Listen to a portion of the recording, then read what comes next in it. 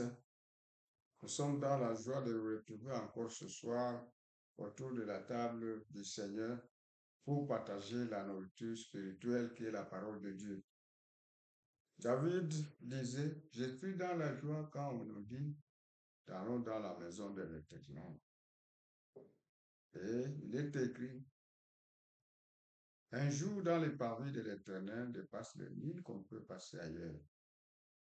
On a tout intérêt de venir écouter la parole de Dieu. La parole de Dieu, c'est notre vie. La parole de Dieu, c'est notre tout. La parole de Dieu, c'est la solution à tous nos problèmes.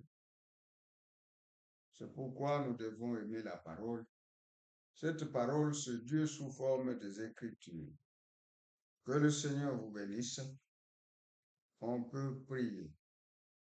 Glorieux Père céleste, Dieu Tout-Puissant, Créateur du ciel et de la terre, l'auteur de toute vie et l'auteur de nos vies. Nous sommes infiniment reconnaissants pour nous avoir accordé la grâce d'être là. Oui, Seigneur, nous ne sommes pas meilleurs à ceux-là qui sont décédés, mais c'est seulement par ta grâce que nous tenons debout. Merci pour tout ce que tu as fait pour nous, les invisibles et les visibles. Merci pour ta protection et merci pour ton amour. Demandons pardon à tous nos manquements, de nous regarder à travers les sangs qui a leur Golgotha. Jette nos manquements dans la mer d'oubli. Aie pitié de moi et je te bonté envers moi. Je veux parler à ton peuple. Oui, Seigneur. Que tu moignes afin que je parle ta part. Oui, moi de ton onction céleste afin que je parle ta part. Oui, Seigneur. Permets que je sois seulement un vase utilisé par toi et que je sois seulement un micro. Que toi-même tu puisses te glorifier en toutes choses. Viens nous regarder à travers les sanctuaires de Golgotha. Que tout celui qui va écouter cette parole, qui retrouve la consolation, qui retrouve la guérison, qui trouve solution à ses problèmes. Et s'il a besoin du Saint-Esprit, que tu puisses le lui accorder. Nous attendons à toi. Ceux qui s'attendent à toi n'ont jamais été confus. Commence avec nous et termine avec nous en te glorifiant en toutes choses. Au nom de Jésus-Christ. Amen. Nous sommes en train d'étudier les 7 sceaux. Et la fois passée, nous avons étudié le 5e sceau, les âmes sous l'autel. Aujourd'hui, nous allons tirer maintenant le 6e sceau. Tirons le 6e sceau et voyez ce que c'est.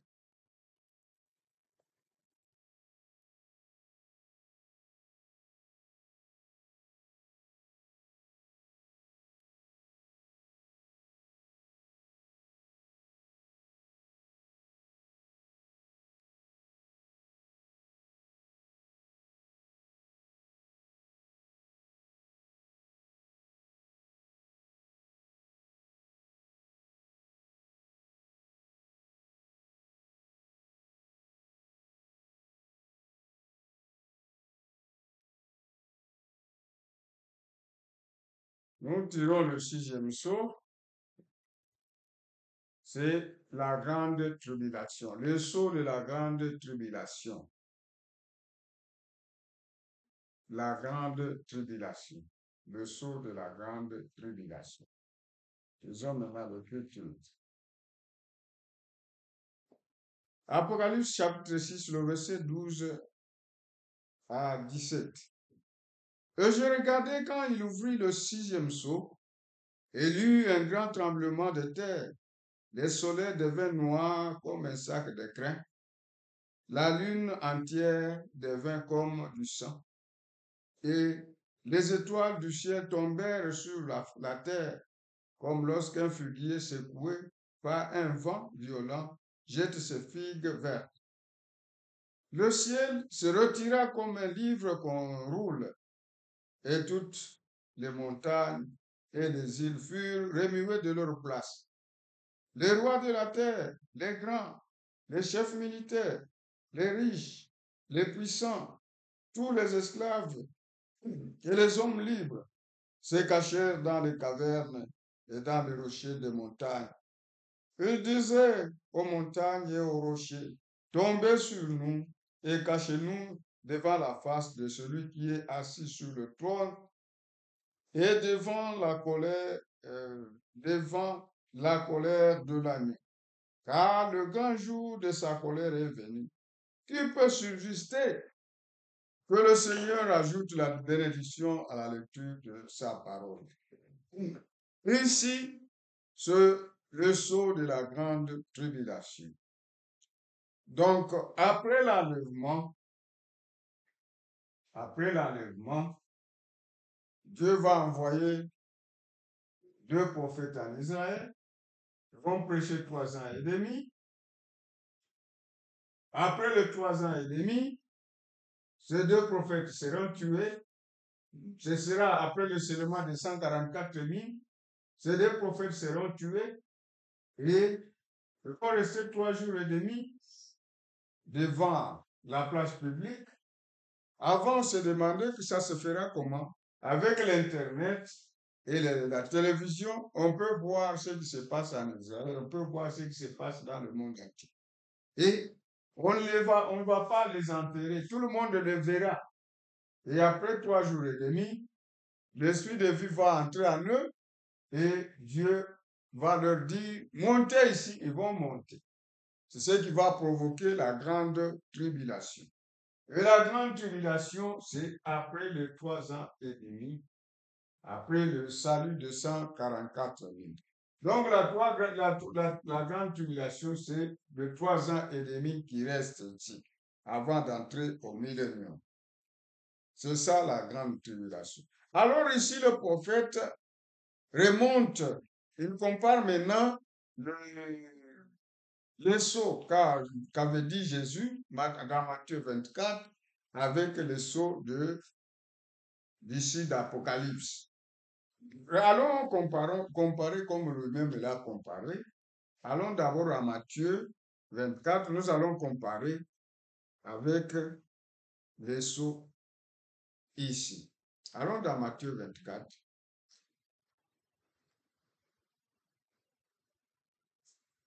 Matthieu 24.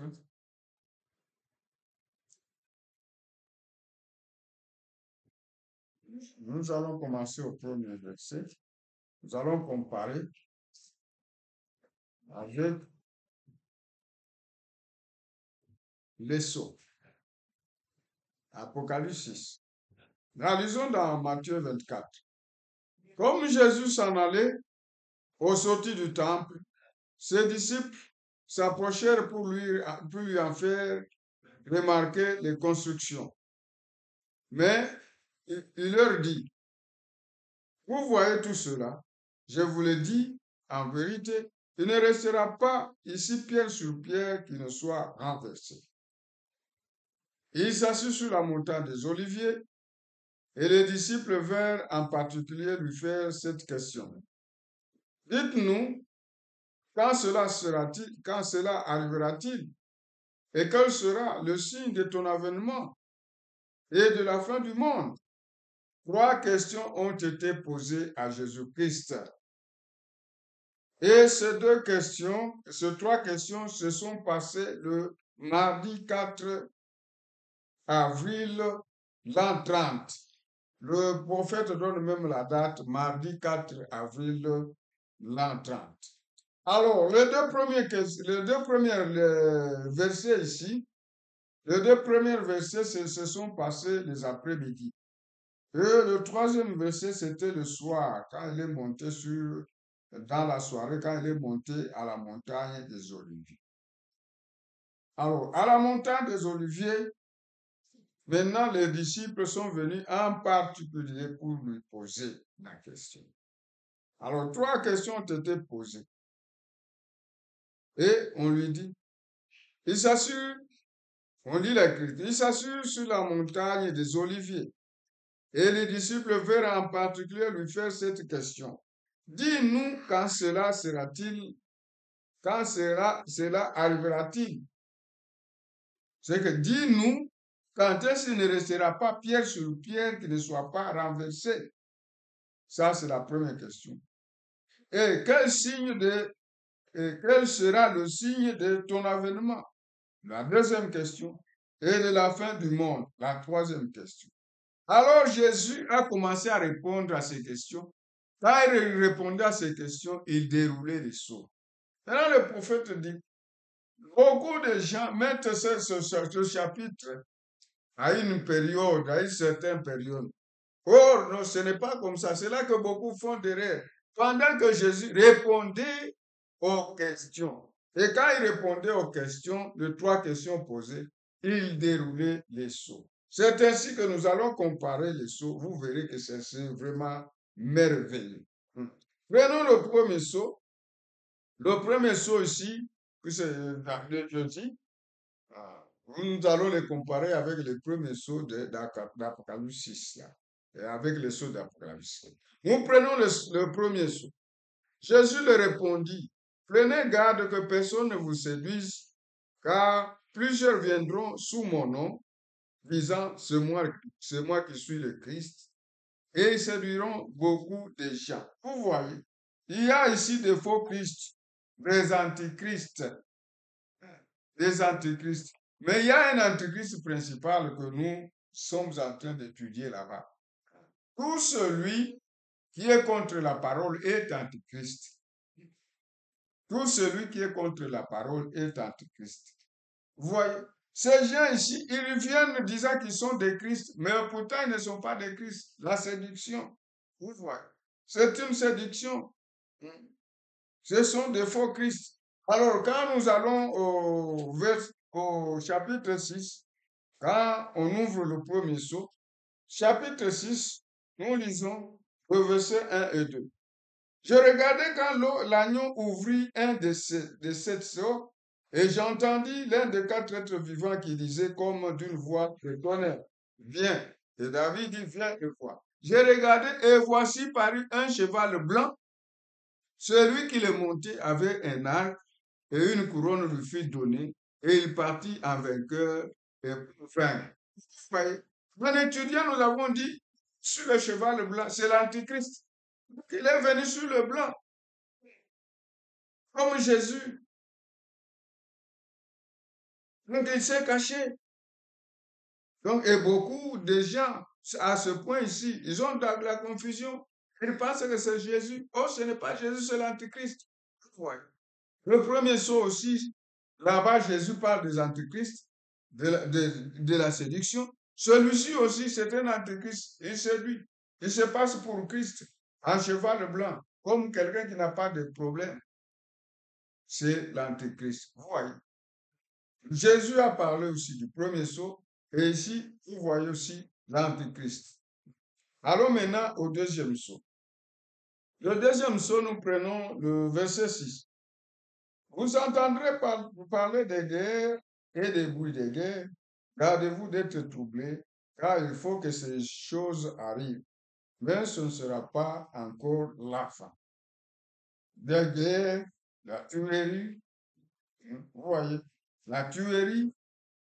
Allons maintenant dans Apocalypse 6, le verset 4 et 5. Non, 3 le verset 3 et 5 et 4. Quand il ouvrit le second sceau, j'entendis le second être vivant qui disait, viens. Je lui dis, viens et vois. Et sortit un autre cheval roux. Celui qui le montait reçut le pouvoir d'enlever la paix de la terre, afin que les hommes se gaugeassent les uns les autres. Vous voyez, la tuerie. Et une grande épée lui fut donnée. La tuerie. Et ce monsieur ici, il a tué plus de 68 millions de protestants. Voilà. Là aussi, s'entretue. Le deuxième saut. Prenons le troisième saut. Le troisième saut, c'est le verset 7, 7 et 8 dans Matthieu. Une nation se lèvera contre une autre, et un royaume contre un autre royaume. Et il y aura en divers lieux des famines et des tremblements de terre. Tout cela ne sera qu'un le commencement des douleurs. Vous voyez ici, il y a la famine. Allons d'abord là-bas. Il y a des famines à divers lieux. Allons au verset 5. Quand il ouvrit le troisième sceau, j'ai entendu le troisième être vivant qui disait, viens. Darby, viens et vois. Dis, viens et vois. Je regardais, voici parut un cheval noir. Celui qui le montait tenait une balance dans sa main. Il vendait une espérance de vie. Donc, il y avait une famine. Et ce monsieur vendait. Donc, il vendait sa doctrine comme si c'était de la nourriture. Il y avait la famine. Et j'ai entendu au milieu des quatre êtres vivants une voix qui disait, une mesure de blé pour un denier. Et 3 mesures d'orge pour un denier. Donc, ce monsieur vendait les espérances de vie. Donc, la famine. Et 3 mesures d'orge pour un denier. Mais ne fait point de mal à l'huile et au vin. Ça, c'est le troisième sceau. Nous allons au quatrième sceau. Le quatrième sceau, le prophète utilise le verset 9. Le quatrième sceau et le cinquième sceau, il utilise le même texte ici, le verset 9 jusqu'à 13. Lisons d'abord en comparant avec le quatrième sceau. Allons au verset 9, Matthieu 24, 9. Alors on vous livrera au tourment et l'on vous fera mourir, voyez la mort, et vous serez haïs de toutes les nations à cause de mon nom. Alors aussi plusieurs succomberont et se trahiront, se haïront les uns les autres. Plusieurs faux prophètes se lèveront et séduiront beaucoup de gens. Et parce que l'iniquité sera accrue, la charité d'un plus grand nombre se refroidira. Mais celui qui persévérera jusqu'à la fin sera sauvé. Ça, c'est le quatrième sceau. Allons d'abord au quatrième sceau. Nous allons revenir pour le cinquième sceau. Maintenant, le quatrième sceau. Apocalypse 6, le verset 7 et 8. Quand il ouvrit le quatrième sceau, j'ai entendu la voix du quatrième être vivant qui disait, viens, viens voir. J'ai regardé et voici parut un cheval d'une couleur pâle. Celui qui le montait s'est nommé la mort. Vous voyez, la mort. Et le séjour de la mort l'accompagne. Le pouvoir leur fut donné sur le cadre de la terre pour faire périr les hommes par l'épée, par la famine, par la mortalité et par les bêtes sauvages de la terre. Ça, c'est le quatrième sceau. Maintenant, allons au cinquième sceau. Nous prenons la même écriture. Alors, on vous livrera au tourment et l'on vous fera mourir et vous serez haïs de toute nation à cause de mon nom. Vous voyez, là, il parlait des Juifs. Là, nous allons au cinquième sceau. Nous voyons que ce sont les Juifs qu'on a tués. On a tué les martyrs. Vous voyez. Alors, on vous livrera alors aussi plusieurs succomberont et se trahiront et se haïront les uns les autres. Vous voyez. Là, nous allons maintenant au cinquième sceau. Vous allez voir les martyrs. On les a martyrisés parce qu'ils étaient juifs. Ils parlaient aux juifs. Eux, on les a tués. Allons au cinquième sceau. Nous sommes au verset 9. Quand il ouvrit le cinquième sceau, j'ai vu sous l'autel les âmes de ceux qui avaient été immolés à cause de la parole de Dieu et à cause du témoignage qu'ils avaient rendu. Les martyrs. Ouais. On les a tués. Ce sont des martyrs ici. Les martyrs juifs. Ils crièrent d'une voix forte en disant, jusqu'à quand, maître, saint et véritable, tardes-tu à venger et à tirer vengeance de notre sang sur les habitants de la terre? Une robe blanche fut donnée à chacun d'eux, et il leur fut dit de se tenir à repos quelque temps encore, jusqu'à ce que fût complet le nombre de leurs compagnons de service et de leurs frères qui devaient être mis à mort comme eux. Voyez, ça, c'est le cinquième sceau. Maintenant, allons au sixième sceau. Le sixième sceau, le prophète prend le verset 29 et 30. Ouais. Aussitôt après ce jour de détresse, le soleil s'obscurcira. Voilà. La lune ne donnera plus sa lumière. Ça, c'est le sixième saut. Les étoiles tomberont du ciel et les puissances des cieux seront ébranlées. Alors, le signe du Fils de l'homme paraîtra dans le ciel. Toutes les tribus de la terre se lamenteront et elles verront le Fils de l'homme venant sur les nuées du ciel avec puissance et une grande autorité. Ça, c'est le sixième sceau. Allons d'abord maintenant au sixième sceau ici. J'ai regardé quand il ouvrit le sixième sceau. Il y eut un grand tremblement de terre. Le soleil devint noir comme un sac de grains. Vous voyez. Et ici, le soleil s'est obscurci. Ici, le soleil aussi s'est obscurci. Vous voyez. Le même saut là. Il y eut un grand tremblement. Le soleil devint noir comme un sac de grains. La lune entière devint comme du sang. Vous voyez. La lune aussi n'a pas donné la lumière. OK. La lune devint comme du sang, et les étoiles du ciel tombèrent sur la terre comme lorsqu'un figuier secoué par un vent violent jette ses figues vertes. Le ciel se retira comme un livre qu'on roule, et toutes les montagnes et les îles furent remuées de leur place. Le roi de la terre, les grands, les chefs militaires, les riches, les puissants, tous les esclaves et les hommes libres se cachèrent dans les cavernes et dans les rochers des montagnes et disaient aux montagnes et aux rochers, tombez sur nous et cachez-nous devant la face de celui qui est assis sur le trône et devant la colère de l'agneau. Ah, le grand jour de sa colère est venu. Qui peut se dire ça? Ça, c'est le sixième saut. Maintenant, ici, Jésus, il ne parle plus de septième saut. Quand vous voyez ici, il n'y a plus de septième saut. Au verset 31, il parle de, des serviteurs de Dieu qui vont être plus des quatre vents. Donc, les élus qui seront rassemblés des quatre vents. Les quatre vents, ce sont les quatre guerres mondiales. Donc ici, il parle de seulement de 144 000. Les 144 000 ici, ils seront sauvés, ils seront scellés après la venue. Donc il parle là. Au verset 32, il parle de la parabole du figuier qui est Israël, qui doit venir. Et Israël est déjà dans sa patrie. Israël est déjà dans sa patrie. Combien de temps nous reste-t-il encore? Soyez prêts, cherchez le Saint-Esprit et soyez prêts. Jésus peut venir d'un moment à l'autre.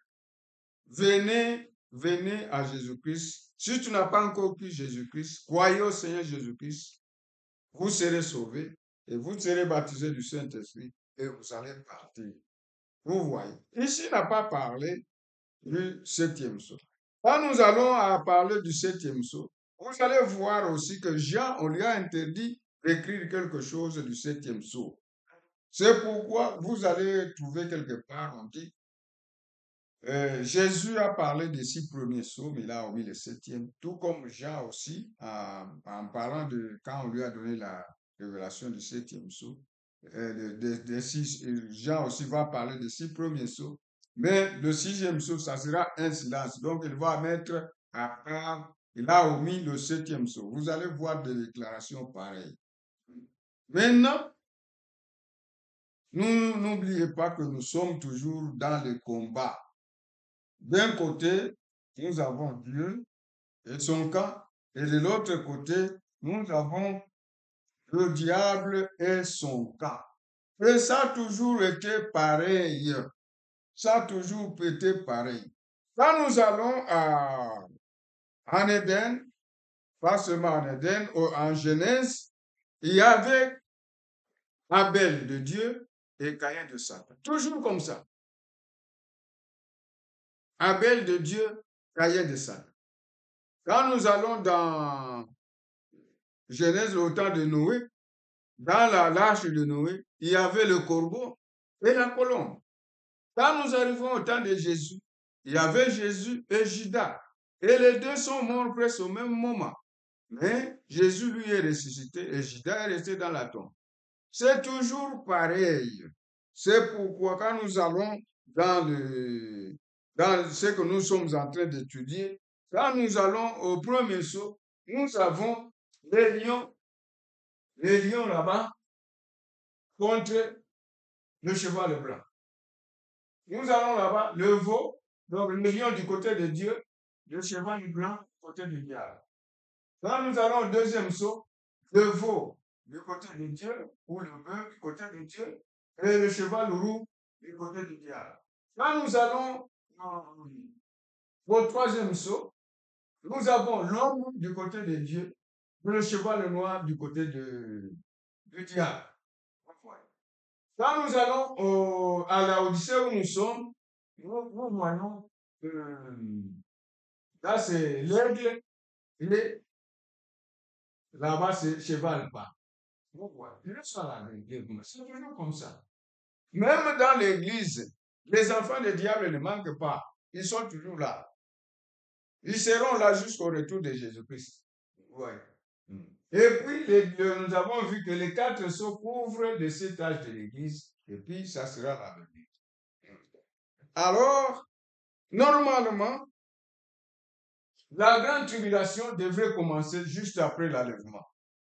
Mais il y aura, quand ça devrait commencer, mais on a interdit aux anges qui devraient faire, devraient envoyer le malheur sur la terre. On les a interdit, non, ne faites rien. Jusqu'à ce qu'on ait scellé des serviteurs de Dieu, les 144 000. Donc, normalement, ça serait ici. Alors, on a envoyé les 2 témoins ici. Ça, l'un aura l'esprit de Moïse et l'autre l'esprit d'Élie. Donc, il y aura ici, normalement, une tribulation amateur, provoquée par les 2 prophètes.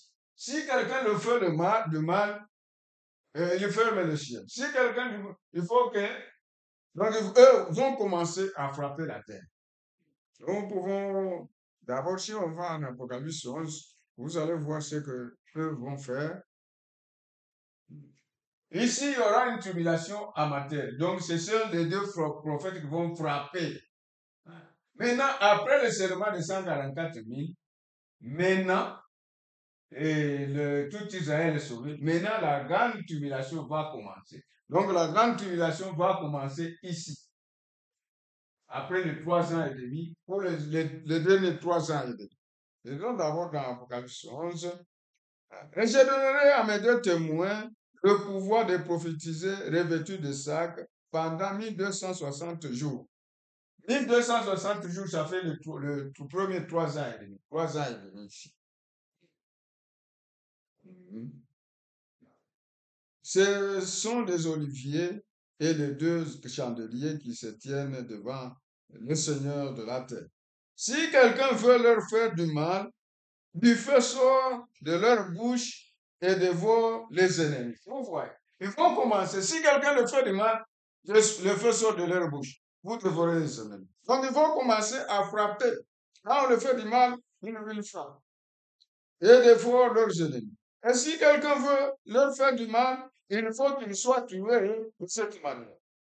Ils ont le pouvoir de fermer le ciel afin qu'il ne tombe point de pluie pendant les jours de leur prophétie. C'est lui qui a fermé le ciel pour qu'il ne tombe pas de pluie, c'est Élie. Ils ont le pouvoir de changer de l'eau en sang. Celui qui a frappé de la terre de toutes sortes d'espèces de plaies. Celui qui a changé de l'eau en sang, c'est Moïse. Chaque fois qu'il est voudron. Voyez, ici, il y a une tribulation amateur. Maintenant, quand on va tuer les 2 prophètes, c'est à ce moment-là que la grande tribulation va commencer. Et ça va faire 3 ans et demi. Alors, allons d'abord dans Apocalypse 7, le verset 3. Apocalypse 7, nous pouvons le verset 3 à 8. Apocalypse 7. Bon, commençons seulement au premier verset. Commençons seulement au premier verset. Après cela, j'ai vu quatre anges debout aux quatre coins de la terre. Ils retenaient les quatre vents de la terre, voyez, afin qu'il ne soufflât point de vent sur la terre, ni sur la mer, ni sur aucun arbre. Vous voyez.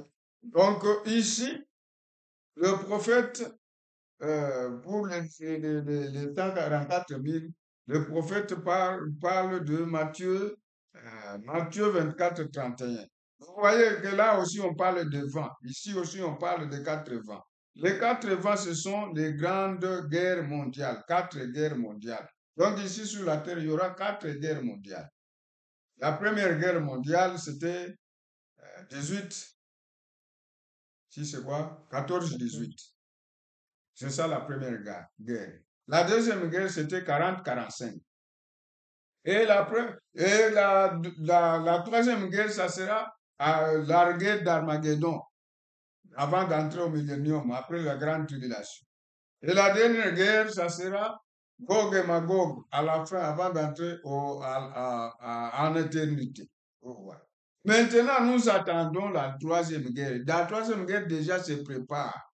Combien de temps nous reste-t-il?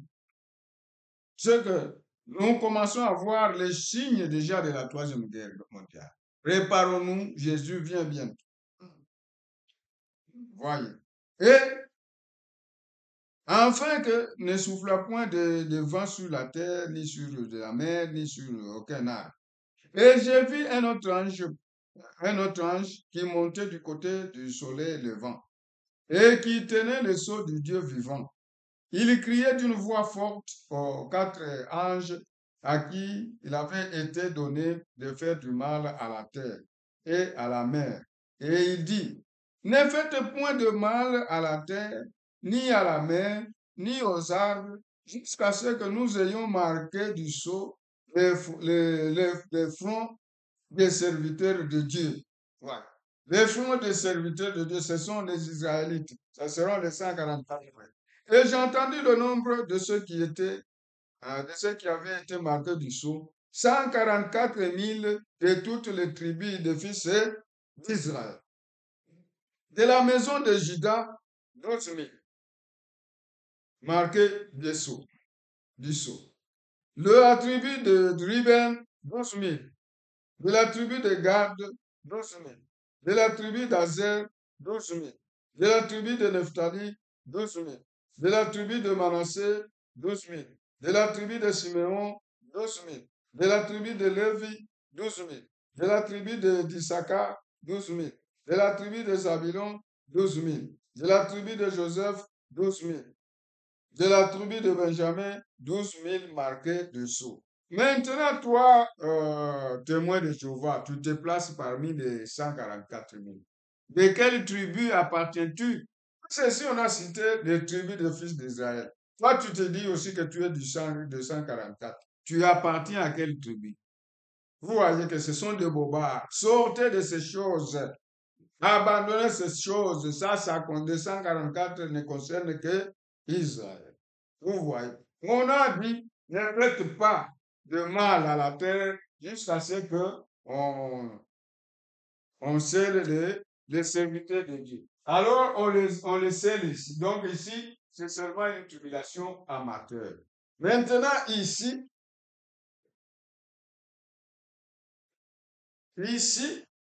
c'est ça. Alors là-bas, cette partie, c'est ça le 6e sceau. Le sceau de la grande tribulation. C'est ça le 6e sceau, le sceau de la grande tribulation. Alors Dieu va frapper la terre. Dieu va frapper la terre. Allons d'abord dans Ésaïe. Ésaïe 13. Allons dans Ésaïe 13 pour voir ce que Dieu dit. Ésaïe 13.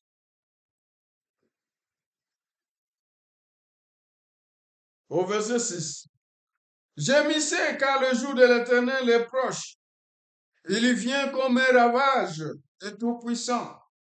C'est pourquoi toutes les mains s'affaiblissent et tout cœur d'homme est abattu.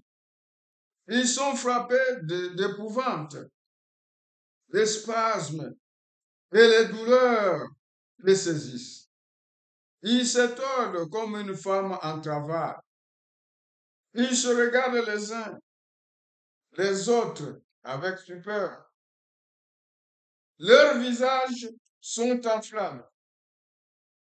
Voici le jour de l'Éternel arrive, jour cruel, jour de colère et d'ardente fureur.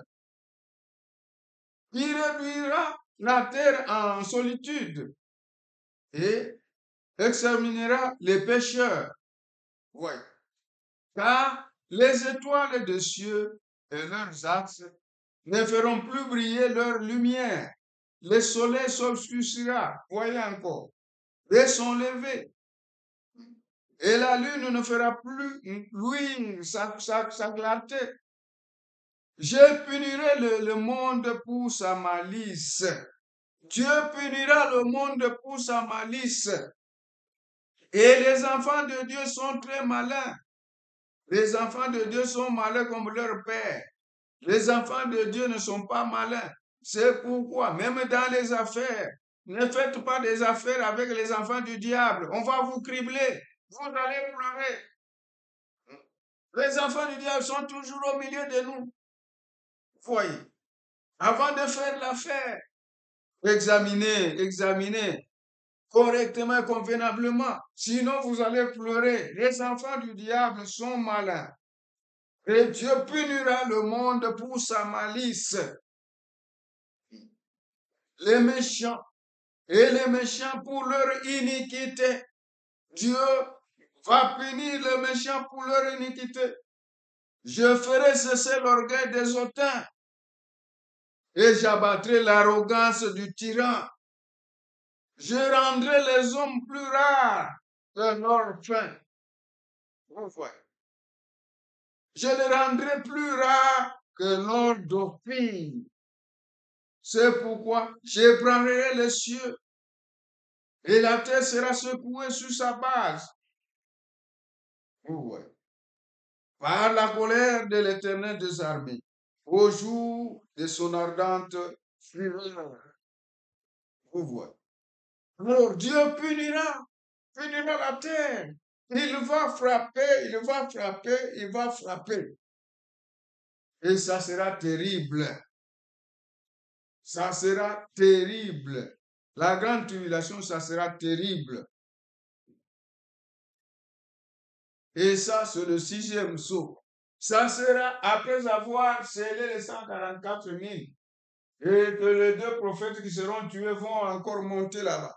Et ça sera terrible. Dieu va frapper la terre, va punir la terre.